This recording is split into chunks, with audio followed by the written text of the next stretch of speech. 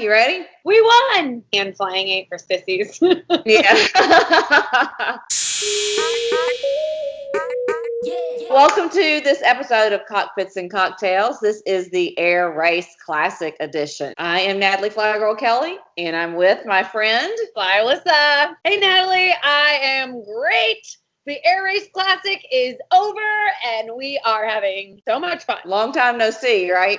Long time no see. I have to say that flying to Cincinnati is way faster than driving to Cincinnati. About 11 hours in the car and 9 hours in the cockpit. Got her done. A lot of sitting, yeah. See, I had my handy dandy little seat cushion in the airplane, and it was so helpful. You're telling all of our trade secrets. Yeah. Yeah. The funny thing about this cushion is my mom has the exact same cushion because her bottom gets tired of sitting in her car, and she told me one time, you've got to buy this cushion. Well, we are getting a little older.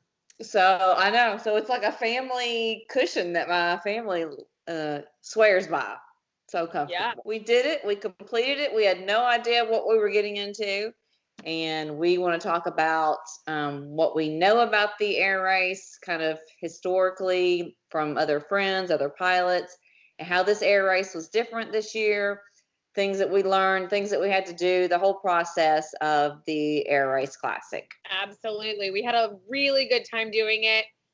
We had a lot going on in the background of our normal lives, and I think that's the case for a lot of pilots. We enjoy flying, but we also have all these other things. Women's air racing started in 1929 with 20 pilots raced from Santa Monica, California to Cleveland, Ohio. 2002, it became the Air Race Classic. It was a project for sure, and definitely if it's happening next year, we are probably going to prepare a little bit better. I know. I hope it's, hopefully from what I've heard, it was very different because of COVID. Like they didn't have it last year at all.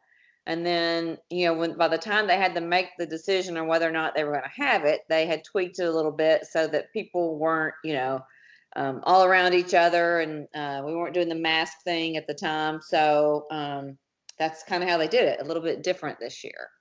Yeah, I think traditionally speaking, it's a camaraderie thing. It's women in aviation. Over the years, they did this. It was a powder puff race, and then it was the Air Race Classic, and it changed names a few times.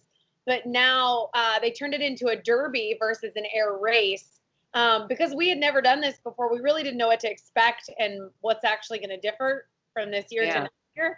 But we had a really good time together and flying together, but I think what we were missing this year is that camaraderie of all the female pilots coming together at the different airports, at the different stops, because to my knowledge, it was all over the country, all over the world that this could be done. So you actually just planned out your own route and they had to prove it. So it was a little difficult, just stressful, like trying to plan and go by all the PowerPoints and get online, and we have to do safety training. Like, whew. It was hard, actually. I was in the middle of a move, right? Kind of leading up to this, and if you've moved, which most people have, I had boxes everywhere, was just trying to organize different things. And when you came over to Cincinnati for the flight, I had just moved the day before. My house was a complete wreck. There's the entire house. Just kind of a maze of boxes, and it's like, welcome to my home. Yeah. And honestly, like the days leading up, there was so much piling up on us, and it felt like we could never get ahead of the curve, like trying to get our training done, and we were hitting every deadline like last minute. Yeah. Because I think we just decided to do this a couple months ago. It wasn't like we had planned to do it for a year. I think, we were able to sit down and focus once I was there and just really kind of hone in on what obligations. And I think flying the day before, we didn't want to fly the route the day before. We just wanted to fly, figure out how we were going to do turns, figure out how we were going to do all of those things. And I think that was super helpful to see what worked and what doesn't work. And we got lunch. Yes. Yes, at one of my favorite $100 hamburger spots in Indianapolis. Yeah. Yeah, So, if you guys haven't been yeah, to it's Rick's. Echo Yankee Echo Yeah. Airport, you need to hit that up in Indianapolis. Yeah, and you just kind of walk over to Rick's Boatyard Cafe. It's on like this reservoir, and it's a really hot spot in Indianapolis. I've flown over there to have dinner, and I've had to wait for like over an hour because Yeah, people, it's like you're sitting on the water, and it's really pretty. I feel more like I'm at like this beachy kind of location. yeah, Yeah, vacation. Yeah. yeah. So, what I know about the air race previously, from this year, I know it started back in the 20s, and it kind of, I think the original route was from Santa Monica, California to Cleveland, Ohio, and it's changed names as you suggested. One of them was the Powder Puff Derby, which I don't know why I really love that. I I like love the saying that. Powder Puff. I think that's really cool, and I think that just makes me think of like strong women. Right. Right. Just looking so glamorous and flying across the country and sweating like we were sweating It so looks a little bad. different. Yeah. When we did our practice run, it was so hot. We were so gross. And we were trying to take pictures and it was like, oh my God, I'm so disgusting. Absolutely. But um, so I have actually sponsored a team before. Some of these universities have teams and they come up with a sheet of what things are expected to cost, their fuel. The routes are usually exactly planned out where the teams are going to go. Everyone goes to the same locations and they have, blocks of hotel rooms and they have dinners and things like that planned along the route. And this year it was not that way because everyone kind of made their own course and it was much shorter. It's usually 4 days to complete, and it's like I don't know what 2,400 miles or something like that. I think. Yeah. I mean, we only flew. What was our total route? 400 and something. Yeah. And I'm just thinking about 2,400 miles. Like, woo! In a 172. I don't think so. Like, can we get a Cirrus on board next year? Yeah. Yeah. I mean, it was a full day of flying for us, and Yeah. we started a little bit later than we had planned because of the fuel issue. We couldn't get fuel at the airport and flew to another airport to get fuel, so we couldn't really start when we wanted to. But always expect the unexpected with airplanes. I feel like. Absolutely. Yeah. Yeah, the night before, we definitely should have just fueled up the night before. And I don't know why we didn't think of it. We were just hot and wanting to get home and exhausted. And we knew we had some more planning and things to do. So we were headed home and, we didn't realize that full service fuel didn't start until 10 the next morning. So we were trying to get up before it got too hot. And we kind of did that wrong, but lessons learned. That's right. So, Go ahead. yeah. So before, they did all these, they planned the route and you had these stops, and I think it was really cool because you could volunteer to work the stops and they had like, I think 4 days to complete it. So if weather was an issue because it has to be VFR, if weather was an issue, you could stop it whatever waypoint you needed. But people were more together and you'd see teams in passing. Like, think of how much fun it would be to like see teams. Like, it's competitive, but it's also encouraging others. And I think they did a really good job of just posting on their Instagram and things like things we posted, they reposted. And we saw Auburn had cheerleaders. So we thought we needed to go out and get pom-poms. Like, nobody was there for us, but like we had a lot of fun with it. I know we were like, oh, we got to go to Party City. We got to get some pom poms. Get pom poms because we're not in college anymore and nobody's cheering, so we got to do it. Yeah, it's kind of like we need to hire some people to come cheer us off as we go. Yeah, I think next year we need to have like a cheer squad. Yeah, right. flyGIRL shirts on for sure. Totally. Yes. Yes.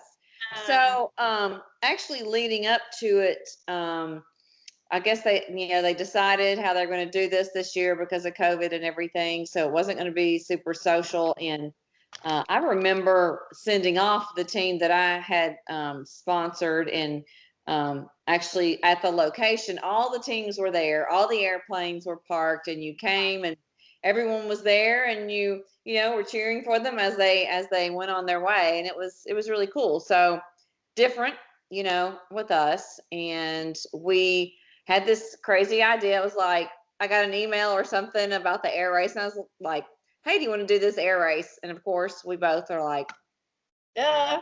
why not? We only have a million other things going on, but Yeah. Yeah. We're not good at saying no. no, that's right. It was like, yes, we need to do this. Um, so we then proceeded to find out if I could get some kind of sponsorship from Sporties, and we did.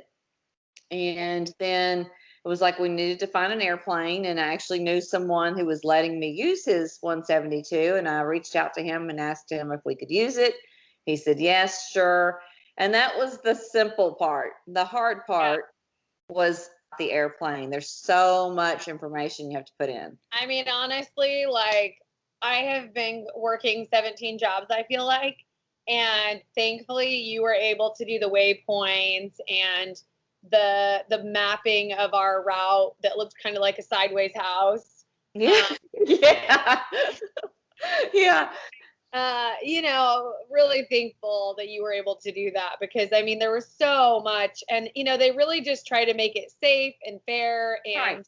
I mean, there were days that we were both pulling out our hair, but neither of us having done it before. I definitely recommend talking with teams that have done this before, getting their feedback. Everybody's in it together. I mean, we did get some help from some, you know, former Yeah. people in the Yeah. back when we needed some for flight help. But I Yeah. mean, it's a lot. I mean, you have to do some safety stuff to make sure you guys are, you know, thinking about the safety aspect of it. And after the fact, actually, a big thing that I thought about that I was really proud of us for, like a lot of people see us on social media, taking selfies in the cockpit and taking pictures. And, you know, the day before it was like ridiculous hot, like 105 degrees or something, Gosh, not yeah. like that hot, but really hot. Yeah. And we had like feather boas on and whatever. But I do want to like stress that we were very safe in flying the air race. The day before we had flown, you know, Natalie's controls, I'd take a couple pictures, my controls, she'd take a couple pictures.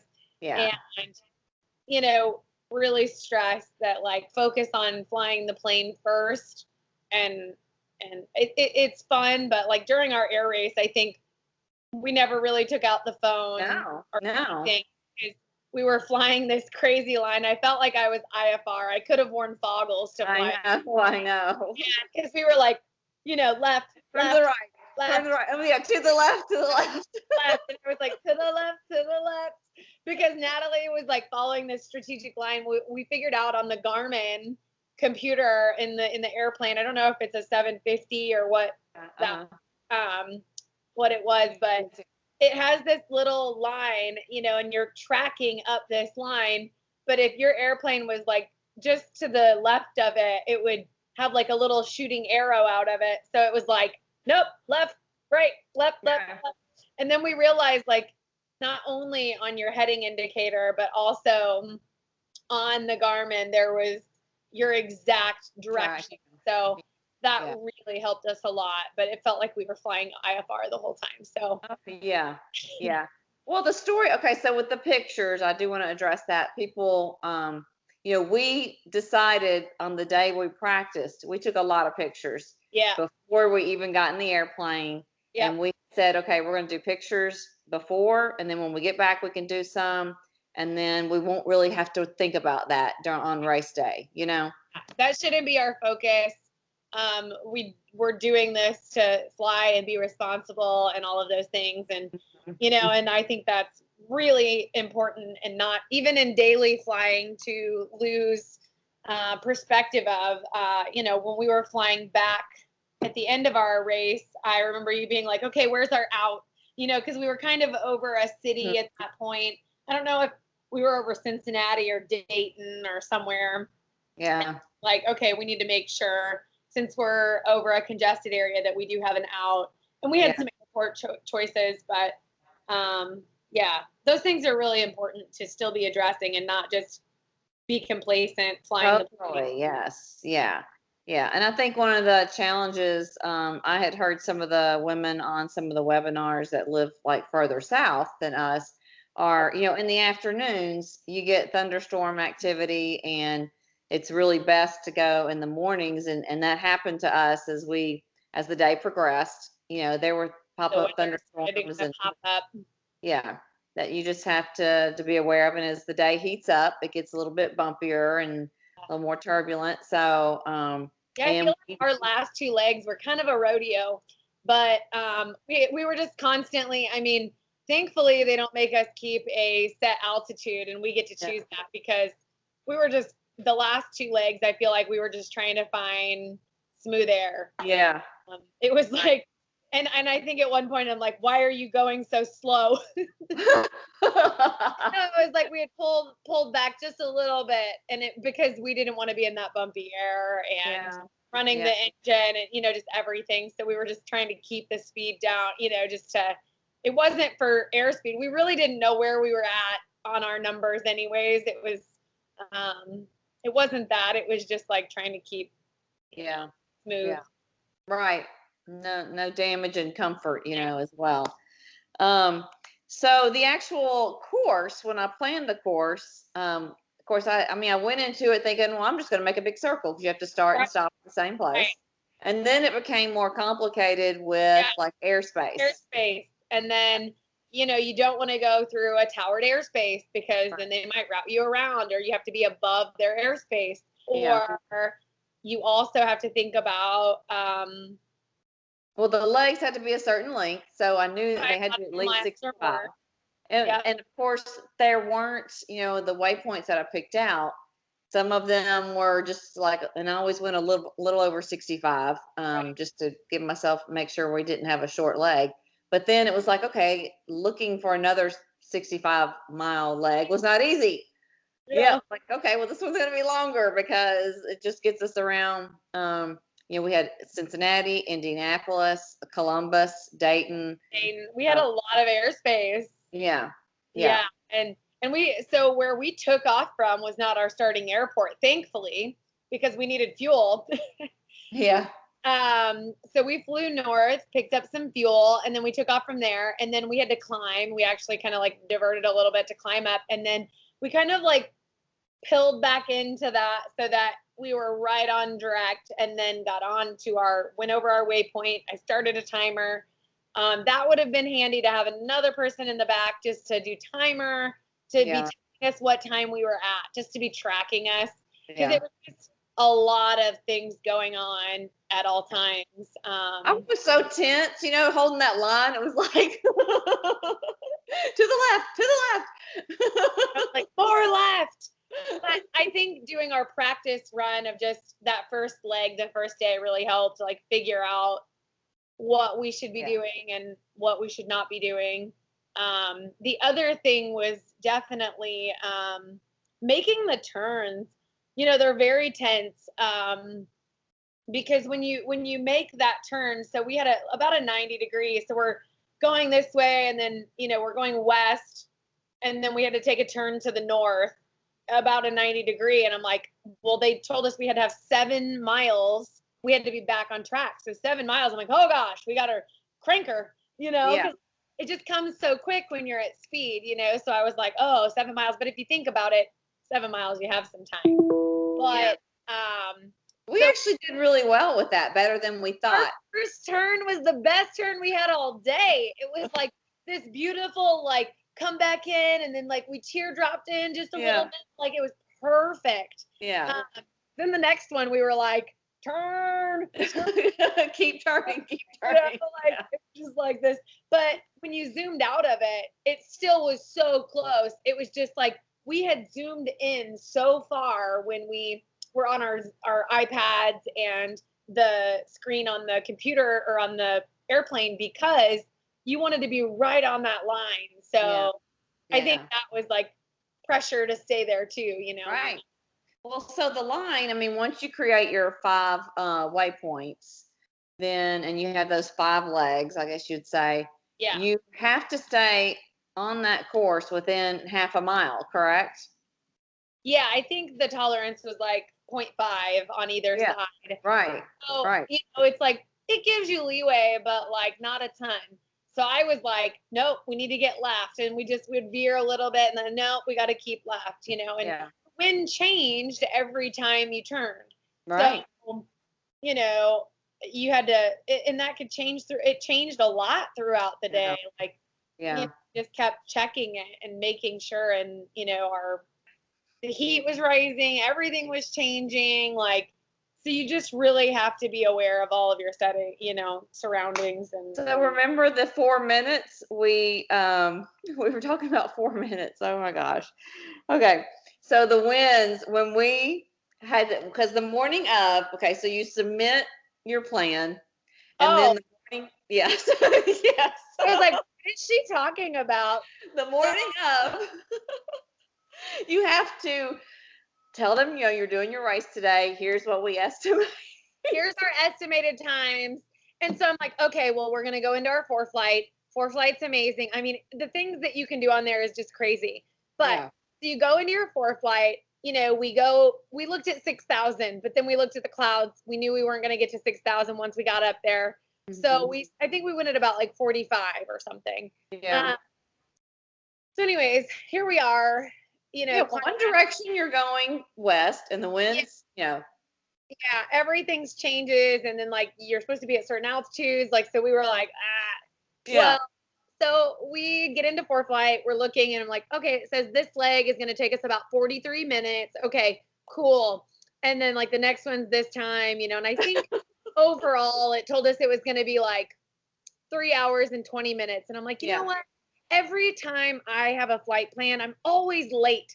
Like either I slow the plane down or the climb takes longer, or it's better to estimate slow than have to like keep up and like feel like we have to push the plane to a point that's unsafe. So I was like, you know what we should do? We should add 4 minutes to each leg. Very scientific. That was our wing it strategy. So if we do well in this, hear me out. That's my plan for next year. 4 minutes. Just add 4 minutes to each leg. And 20 seconds, because I think we were a little slow. Yeah.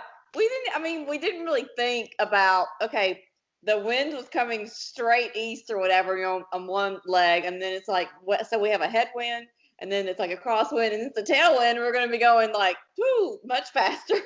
We're like 4 minutes. We're just going to have 4 minutes per leg. And you know what?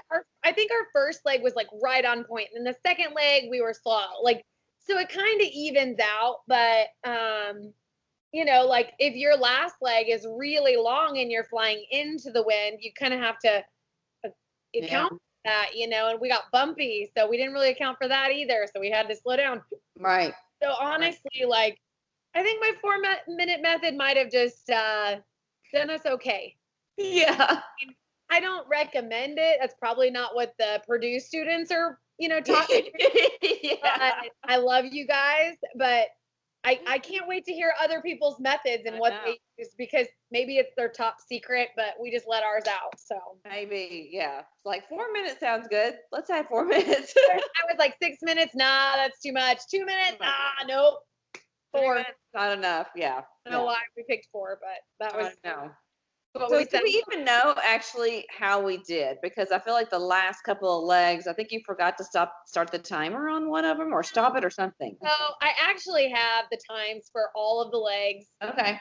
The only thing that was the issue, so because we stopped at another airport and got fuel after our third leg, so we flew 3 legs. Our third leg, we ended at an airport for fuel. That's a whole nother story. Yeah. We land at this airport at about 11:45 or 12. It was 12:45. Right, 12:45. Airport at 12:45. Yeah. We had to cross the waypoint, which was halfway down the runway. So we just rolled through, crossed the waypoint, pulled onto the ramp, went in to get fuel. The airport was closed, and we're like, "Ah, crap. How do we get fuel?" So we looked at the note. We looked online. at the FBO information, and it said they opened at 1, thankfully, because they were only full service. I'm so used to everywhere just having self-service, so I don't even think about it being a time. But it was Sunday, and yeah, so that's so weird, because I'm so used to it being full service. We talked about this, and I don't know if it's different in your area, because it's like full service is just kind of how it is at all the airports that I go to. I mean, maybe it's an Ohio thing, because honestly, in Illinois, it's quite the opposite. And so there's always, like, even bigger airports have a self-serve kind of situation most of the time. But anyways, we landed there, but when we took back off, we had to cross that point. I started the timer, but I think when we made that second leg of the second leg, so the fourth leg, and then it turned into the fifth, I forgot to start a lap timer. Gotcha. So I had the that actual leg was. I had the last 2 in 1, so I just had to combine the times, which was totally fine. So I feel like we were only like a minute and a half slow. But if it goes by their calculations of when we hit that waypoint, and maybe I was delayed because I was telling you to turn, or versa, like we could be fast or slow. I mean, we could have been like 20 minutes off. I don't really know, but it's all in what the GPS is picking up and ForeFlight was picking up for us. So, I mean, I think it's a total guessing game, and it's a total, like, it's all in strategy. And so I think it would have been helpful to have one extra person in the back just to help us with timing. I agree. Feed us frequencies. Yes. Because I had frequencies. Natalie flew most of it. I would take over so she'd get a break. But most of it, Natalie flew. I made her fly all the turns. That way I could tell her exactly where we needed to be. She could fly the plane. Because if we switched that, I feel like we would have been then miscommunicating. Her. Yeah, there were a couple times actually when you were like, keep going. And I meant like on that heading, and you kept turning, and I was like, oh crap, turn left. Yeah, right. Just like finding the right verbiage beforehand would have helped us a little bit better too. Like hold this heading, or keep turning, or just kind of a language between the two of you. And remember on the first, like the practice day, we talked to flight following, and we were trying to explain what we were doing, and we thought that would be best because they could keep traffic kind of out of our way. And then we actually decided the day of not to talk to flight following. I always, if I go more than 30 minutes, 30 miles, I typically always get on flight following. Just I feel safer. I'm already on with somebody. It's never an issue. But I always had plugged in Cincinnati approach. I had always plugged in, whatever was close or nearby us, we would listen in, because if we did have an emergency or an issue, we could talk to them. We also had all of our traffic up on our screen, so we had that. So we were playing it safe, but it was so complicated. And I wonder how other teams did it as well, is if they picked up flight following, because, how do you, like, I wanted to request, like, this fix to this fix to this fix to this fix, because we had mapped all of that out. And most of our waypoints were fixes or airport. So it would have been fine, but I just feel like if they would have had to divert us, then what, and I don't know. I know that the actual judges or whatever, if there was some reason why you got off course, you could explain it and they could try to figure it out. But I would say that would be pretty. Times would be off. You know what I mean? Unless you were to like go back and start at that thing and then start it over and then fly it, and then they might. That'd be really hard. Qualify you or something. Like, so I was just like, I don't want to, test it, Yeah. So the difference, with this one in previous years, where you really could take any route you really wanted to get to that next point. You didn't have to stay on a certain course, the one Right. didn't have to submit an actual course. That's my understanding anyway. Um, so yeah, and then afterwards, we're still working on submitting the files because you have to download these files from your GPS app that you're using that tracks you, and the judges, I don't know how they do it because I just dealing with ours has been. You just get a file with like 17,000 numbers in it. And I'm hoping that we figure it all out, which our last files seem to have worked somewhat, but they weren't time stamped. Like, it's just kind of crazy what It's hard, yeah. I feel like we should definitely do like a seminar like night where they just like do a video and walk you through everything so then everybody's on the same page. They had presentations and PowerPoints, but I think they were written out and that could be misconstrued. So I think if there was a video, we could have watched it and made it maybe been a little bit easier. I'm not critiquing them because I can't even imagine how hard it is to judge all of these and put them into this system now. I So know. I yeah. can't either. So many different kinds of files I didn't even know existed. KML, CSV, all these different things. I'm like, what? I know pilots like their, to shorten everything and Yeah. abbreviate, but I'm over it. Like I'm over the abbreviation. I don't know what they stand Yeah. for. They are crazy files and I don't understand what's in them.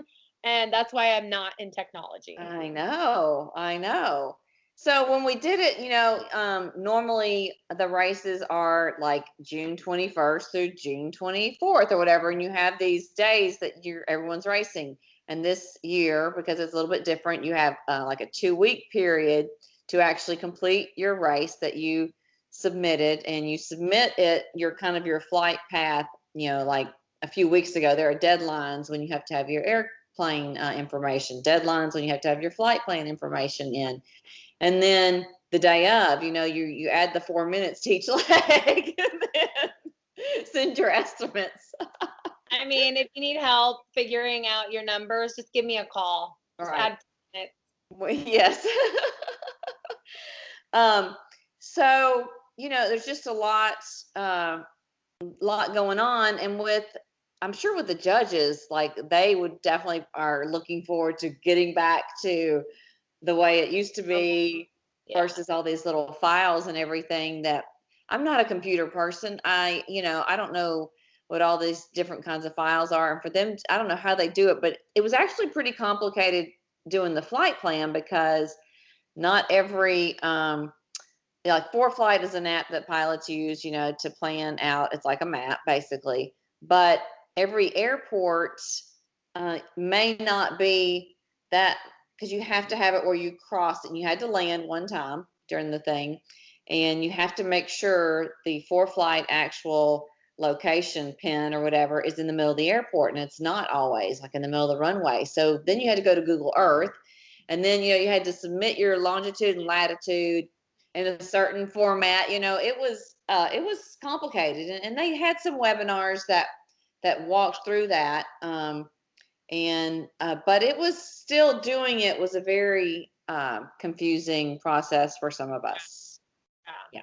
For some of us that are not tech savvy, I mean, I would love at Oshkosh and things to be able to go to some of the ForeFlight and some of the Garmin seminars to be able to just like dive into more, because you know how many things that it will do for you, and I have no idea. Right. I've seen people post like videos where it's like their little airplane takes off and then it's like woo, and then they're like flying around, and then I'm like, where the heck did they get that? And they're like, oh, ForeFlight does that, and I'm like, it does what? Yeah, it does so much. It does so much, and there are other apps as well, but like that's just what I have been taught to use. But Yeah. I don't think I use it probably 1/100th. Right. Totally. Actually Does. capable. Yeah. Yeah, that would be cool. If I could sit long enough for them to cover everything, because it's probably so Like much. an hour at a time. Like, just give me the basics. Yeah. It needs to be like different levels, the basics, and then you build on that, and then you build on that. Honestly, I think there's probably things that they dive into more so than others. And yeah. Yeah, I've been to a few of those things. Like, I don't know if it was Sun and Fun or Oshkosh, but they are really, really great. You're like, oh my gosh, I didn't know it'd do that. And then you start getting used to using those features, and it's really cool. But for me to sit down and like try everything out, I'm not going to sit there and someone. I need to like force myself to go to like a class. What if ForeFlight invited us to come and we could do a really cool thing? That'd be fun. I know. I mean, this is your sign, ForeFlight. Yes, come on, ForeFlight. Give us a call. Number is. So what do you think next year is going to be like with the air race? Are you ready to do it again, or you're like, I don't know, it's a lot? Honestly, I would love to do it if it went back to normal.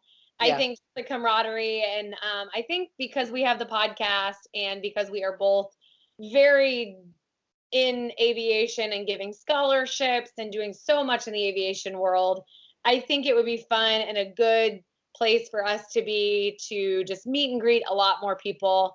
And I would definitely throw somebody in the back so we could keep those times a little bit closer. And I think it would be a lot of fun. I think definitely, we had a couple sponsors, but we would definitely have to have some bigger sponsors, or have to pull some more money out ourselves. Just because, you're going from 400 to 2,400 miles and overnights and fuel and just everything, food. And I mean, you're just thinking a lot more. So I think, I didn't really understand why a lot of teams were fundraising until I kind of dove into that kind of stuff. Because when you have 3 people, you're like, just split the cost of fuel, whatever. But it's expensive. That's a lot of flying, a lot of fuel. Especially for the normal race. Like for this year, I think it was more attainable. But I would definitely, I like the 4-day thing. The thing with that is it's always VFR. There's no night flying, and there's it's not unusual to have some kind of weather delay and even a leg cut out because they couldn't fly to that specific destination because of weather. So that's a possibility. And it's one of those things where you've got your route, and so you might have to go north, and then but you can't change the route. Like it's not like you can do your flight planning and then that just suddenly get changed, and you're like, oh well, I'm going to go to this waypoint first, or change it to meet the weather standard, but just not the way it works. So no, right. I think I would do it again. I don't know if I would do it again this way, but I mean, I learned a ton. I learned so much about this airplane that I've been flying, all this information I had to gather, and questions I had to ask. So I really dove into that a lot and learned, and I really appreciate all the work that goes into what these air race classic people do, and the racers and the people that actually put it on, the volunteers. It's a lot of work. I know we emailed them like 150 times. It's like, we've been dealing with one person on submitting all of our stuff, and in email you don't really get somebody's how they're talking to you or whatever. They're just like, this isn't working, or this is working, or whatever. And I think we jumped on a call earlier, and it was just like, she's like, no, I'm so sorry. And here we are thinking we're like the stepchildren, I'm so sorry. we were doing something wrong. And she's like, no, we've been having a couple of issues with other people as well. And I'm like, well, I'm thankful that it's not just us, but I'm also I just hate it for them because we just have to keep, and I'm trying to be helpful, but I'm like, I don't know what other way to submit it. So right. It's a learning experience. Totally. Yeah. So cool. Anything else that you'd want to say? I would want to say, anybody that has any interest, I think it's really cool. I think having a timer person in the back is good because you're not only, I'm trying to stay on course and flying, and if it's bumpy, all that, but we got to look for traffic. We got to think about water, food, grabbing our snacks, water, any of those kinds of things in flight. It would have just been helpful, or just even have them feeding us with, hey, I need Indy approach, or hey, I need this frequency, and that way I could be coaching you, guiding you. You're just flying the plane. And what most people don't realize is like the 172 that we were flying had no autopilot. Like we had, the Garmin 750 or whatever, but like we had no autopilot, no nothing. So for 400 miles, that's a lot to fly, hand fly. So hand flying is not for sissies. No. No, true. Yeah. So, but I think next year will be a lot of fun. Definitely I would recommend autopilot. Yeah, I know. I flew in an airplane today that has a really nice autopilot, and I was like, man, this would have been amazing to have in a race, but we probably would have been eating way too much food. Yeah, now what do we do? Do we just sit here? Yeah. We had some good, it was fun to be able to tell some people. Remember when we were getting fuel the first time, that couple was in the airport, and we were telling them all about it, and they were like, we're going to watch you. And, was it ForeFlight or FlightAware or something like that? They were track us on like FlightAware or something. Yeah. And it's kind of fun. Like nobody had a clue what we were doing because it wasn't this big camaraderie of a event, but like how fun was it to like be like, we're flying an air race and we have you were like, we have a podcast and I have flyGIRL clothing and like, plug those in, but how fun, Yeah, it was fun. All right. Well, I know you've got a lot going on coming up. I've got a lot going on. I think I've got like 4 more boxes to unpack, and it's like, you wouldn't even recognize this place, Allyssa. It's like you can actually see the floor. I've got things in the cabinets all put away. It's like, so much better. Did you take the tags off the rugs? Tags are off the rugs, yes. And I have a shower curtain and a shower rod in the bathroom. So you don't have to crawl into the bathtub and under the windows. Yeah. Yeah. Well, all right. This is fun as always. And please make sure you are following us on Instagram at cockpits.andcocktails.